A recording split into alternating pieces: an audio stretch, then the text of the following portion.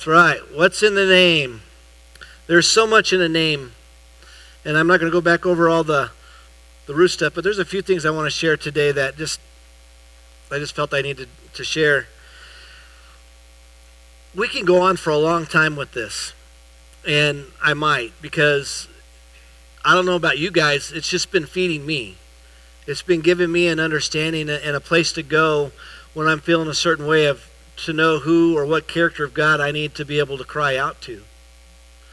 And I just got to thank God for just the in-depth passion that was in or is in the Hebrew language, and that we lose so much of it in our English language. You know, like I shared first service, we have one of the hardest languages there is to learn, and it's one of the most boring languages on earth. It's like there's no passion in our stuff, in our words. And when it's translated out of the Hebrew and goes into the Greek and Latin and then into our English, there's so much that is truly lost. So I want to do like what Jordan does almost every week at Quest when we do our Bible class here on Tuesday mornings. I encourage you guys to write down what is said here on Sundays, Tuesdays, or at your small groups, and go in and study it and take it back. Go back into where it's in Greek, go back to where it's in Hebrew, and find out what's truly there. Because there's so much more than what our translation in the English, in the New King James, NIV, and all those, it loses something. Even though our God is a loving God and He's a simple God, He is so much bigger and deeper than we can ever imagine. And it is so much for us to have a better understanding. So in this name that I went through this week, I got to the point where I think this is going to be one of my favorite names. Well, shoot, they're all my favorite names. It's God. It's Jesus. But, maybe it's the man thing. I don't know. But I think it's good for you. It's a good name. I even like to say it. It's what I can really remember, too. But today we're going to be talking about Jehovah Tsaba. And, it's T-S-A-B-A. But it's pronounced in Hebrew, Tsaba. I looked it up. I listened to it over and over again. It's Tsaba. And we all, through our English thing, we say Jehovah. We know Jehovah Jireh, Jehovah Nisi, all those things. So we know Jehovah. We know Jehovah is the Lord. But you got to have an understanding here. I'm going to take us back for a little bit of a root here. That Jehovah comes to us from the Latin form and coming into the English of the understanding of what they used to say, what they tried to pronounce would be Yahweh, which there really is no true pronunciation for. And it was YHWH is what we see it when they do it, and they came up with Jehovah. But you got to have an understanding that it was actually HWHY on how they went. They will go from right to left. So when we see that word, we're thinking left to right. So one of the pronunciations and the meanings they came up for it was Jehovah, which means the Lord.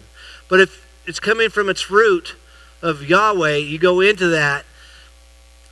I was reading through a bunch of different Hebrew definitions, going back into ancient Hebrew and all that, and there was a definition that was one word that I thought was awesome, that we need to be able to get a hold of for Jehovah or Yahweh, and that is existence.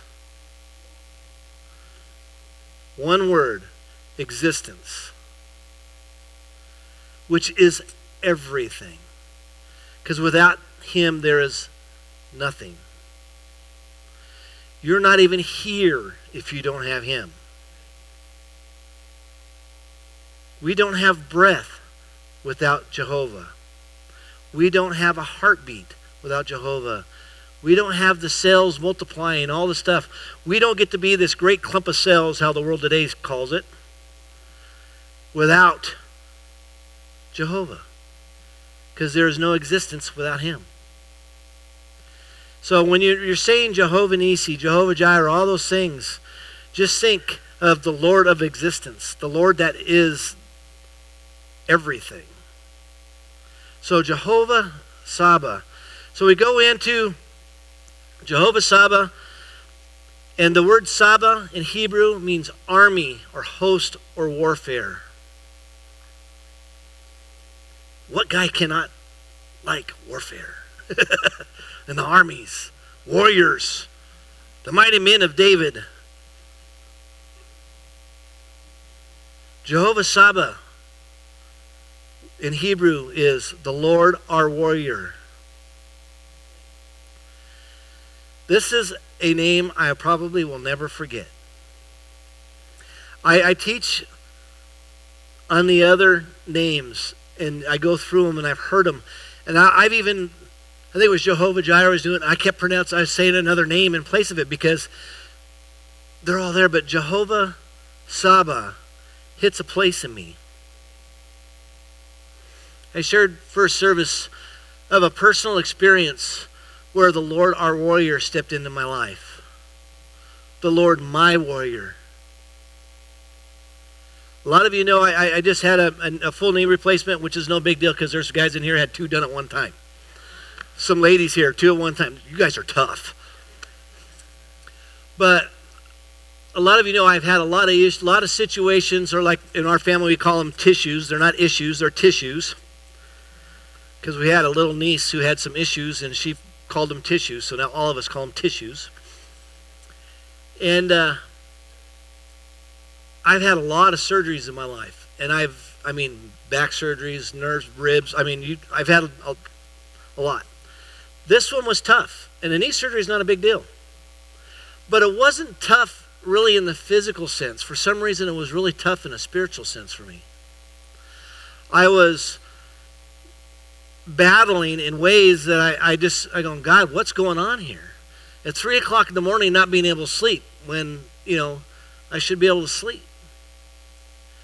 And I'm going, what is it? There was one night at 3 o'clock in the morning, I got up, tried to walk back into the bedroom to sneak in and go to sleep without waking up Monica. And I'm going, as I'm walking through there and feeling what's going on in my leg and just feeling the way I was feeling, I'm going, God, if you wanted to take me now, I'm okay with that. And, I wasn't, suicidal or anything like that. I'm just going, I'm in a place right now, if you want to take me, let's go. I want that place at the table. And in that moment, after going through this name, going through the characters of what it represents, what God was trying to tell his people, I felt the Holy Spirit say, I'm here with you. I will fight with you. Now I've come to learn it was Jehovah Tsaba saying, I'm here to fight with you. I'm here to fight for you. Rest in me. And that changed how I was dealing with my situation from that moment on. Has it been great? No.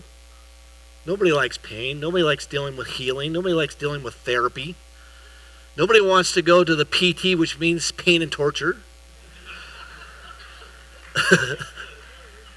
And I say that because we have some here. I think you guys really like that part.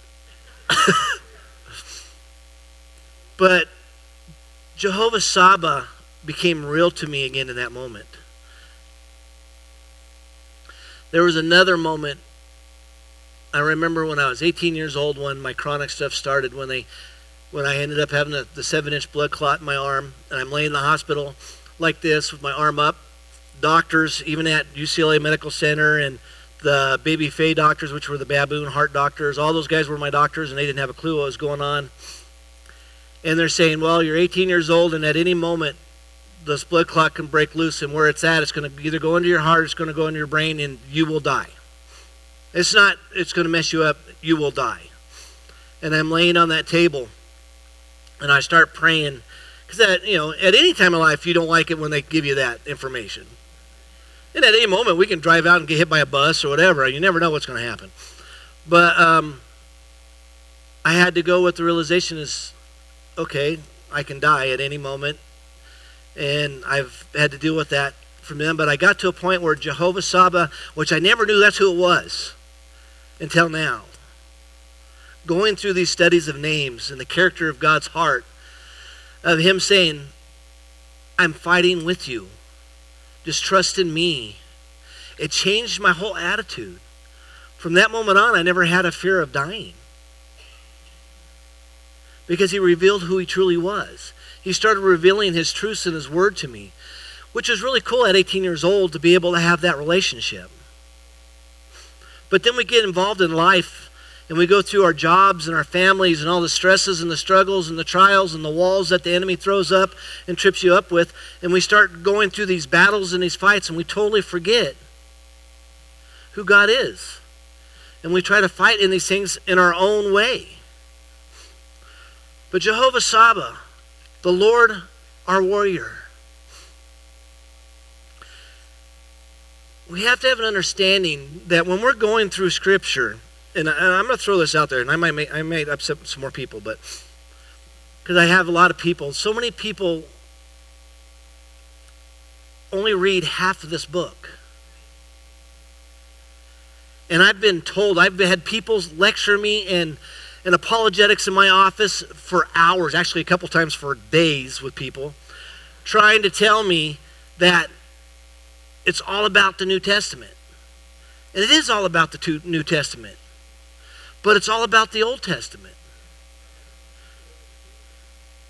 Jehovah Tsaba, God spoke to us 285 times in the Old Testament. 285 times God spoke to his people about Jehovah Tsaba. But when we read it, in our translation, that name is never used. Because the way it has to be translated, because it's lost. But if you don't go into it and you don't study that, you don't have a foundation of who God really is. You know the love of God in the New Testament from Paul and Matthew and Luke and John and all them sharing the love of God in the cross, which is awesome stuff. We've been doing it for weeks. We need that. But you don't have an understanding of God's love unless you read the Old Testament. You think God is love in the New Testament. You don't know what he went through for his people until you read it in the Old Testament. One of the examples out of the 285 I chose to pick, because a lot of people know these stories, is in Joshua 5:13 and 4 through 14. And it says, and it came to pass when Joshua was by Jericho. Everybody know that story? That he lifted his eyes and looked, and behold, a man. Look how that man is spelled. It's got a capital there.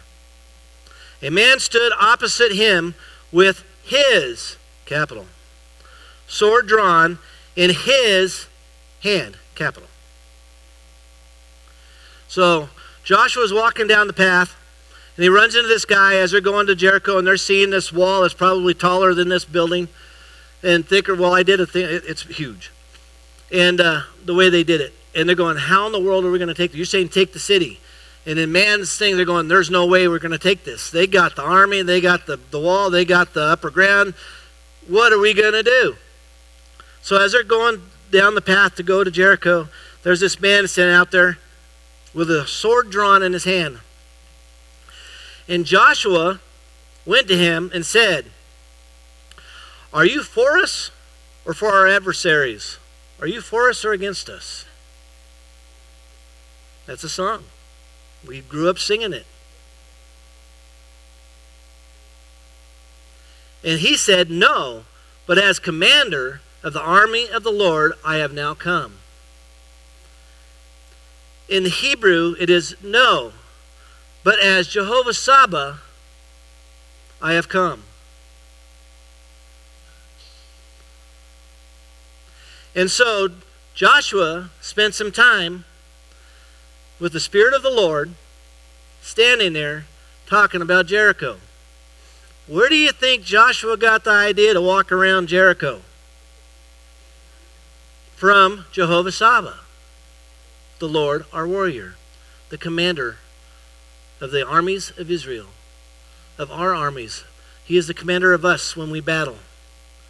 And when you go up against these battles in your life that are like a wall of Jericho and there's no way through that wall or to bring it down, if you turn to Jehovah Tsaba, he will give you the game plan, the strategy to be victorious.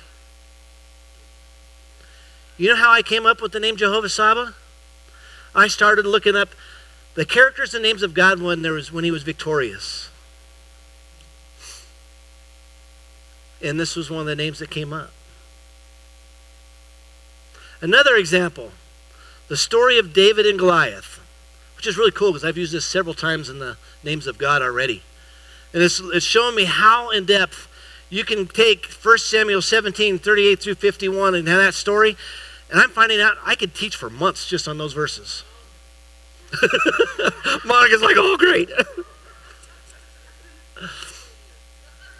Hey, I try to keep it simple. But when you get into it and you read it, there's just so much. God is so much. So in 1 Samuel, we're going to jump. We're not going to read that whole thing. So write it down. 1 Samuel 17, 30 through 51. Go home and start reading that. And start picking out the different characters and traits of God in that story. It's unreal. But we're going to jump to verse 45. Then David said to the Philistine, you come to me with a sword, with a spear, and with a javelin. But I come to you in the name of the Lord of hosts. That's the one I used a few weeks ago. Then it goes on. The God of the armies of Israel, whom you have defied. In the Hebrew, but I have come to you in the name of the Lord of hosts, Jehovah Tsaba, to whom you have defied. But in English, it says, the God of the armies of Israel. But what he's saying is, the Lord, our warrior, who you defied. David did not come up before Goliath thinking, well, I'm better than him. He reminded him, yeah, you defiled the Lord of the hosts, but you also ticked off Jehovah Tsaba, the Lord, our warrior. You're not fighting me and my 5 stones in a sling. You are fighting Jehovah Tsaba, the Lord, who is the warrior, who fights for us. 285 times it talks about Jehovah Tsaba fighting and prevailing for his people. This is something we need to remember, because we fight today. We fight against things we cannot see, we do not understand. We fight against things we can see and we still don't understand. And we don't know how to be victorious in those, but we don't have to. We have to come into the understanding and the character that David understood, a man after God's own heart. One of the reasons why is because he understood who he was representing. Jehovah Tsaba, the one who's going to fight for me. In the middle of the night, when I was hurting, I didn't know what to do. It was Jehovah Tsaba came up. You know what? I'm going to fight this with you. And even better, if you learn how to relax a little bit, I'll fight it for you. That's like learning the breath prayer, people, which is a whole other story. And learning how to rest in the arms of God and let him do the battle for you. That's Jehovah Tsaba. So how does this relate to us? I want first you to remember something. Because when I get up here and I tell you all the time, my job is just, most of you have been in church for a long time. You've heard everything I'm going to say. My job is to remind you of the things God put down so we can remember, so we can start putting them back into practice, because this church has forgot so many things. In Hebrews 13, 8 and 9, Jesus, the anointed one, is always the same, yesterday, today, and forever. So don't let anyone lead you astray with all sorts of novel and exotic teachings. It is more beautiful to feast on grace and be inwardly strengthened than to be obsessed, catch this, there's my phrase, catch this, with dietary rules which in themselves have no lasting benefit.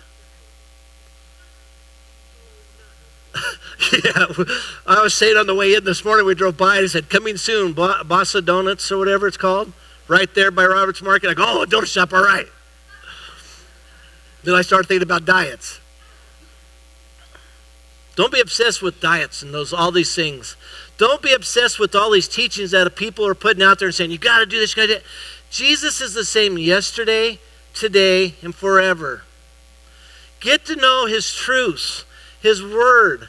Come into an understanding of things like Jehovah Tsaba, of understanding that you have a Lord who fights for you, who wants to fight for you. He does not ever expect you to fight alone. When we do, it's not him abandoning us. It's us going into war without having a game plan. Because our game plans don't work. Because we don't understand the truths of what's really going on. Be like Joshua and take a moment and say, okay, what strategies should we do here to be victorious? Be like David, for when God says go and face that giant, that you understand that when you go, the Lord our warrior is standing with you. You don't have to face the giants and the walls and the mountains alone. And the marriages and relationships and the siblings and the in-laws. And you don't have to face those alone. You have Jehovah Tsaba who wants to fight with you. You have Jehovah Tsaba who will fight for you when you can't.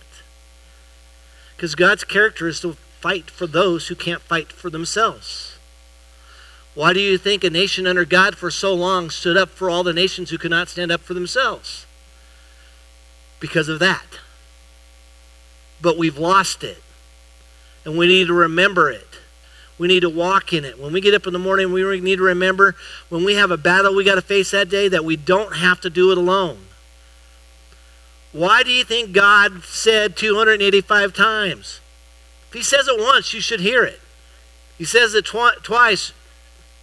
The third time, you're in trouble. Now, if you're not getting it after 285 times, talking about a patient God. But we need to remember it today because he's the same yesterday, today, and forever. And he wants to fight for you just like he did for Joshua, just like he did for David. Because he did it for his people. Guess what? You're his people. You're his person. You're his favorite. You don't fight alone. Jehovah Tsaba is there to walk hand in hand, ready to go. It's like the little bear cub who thinks he's tough because mom's standing behind him. That's the way we got to do it. Because he's right there with us. And he already won the victory. We forget it. He knows it. We need to go through every battle, every situation, and remember nothing is too hard for us because in him it can happen. Because of who he is.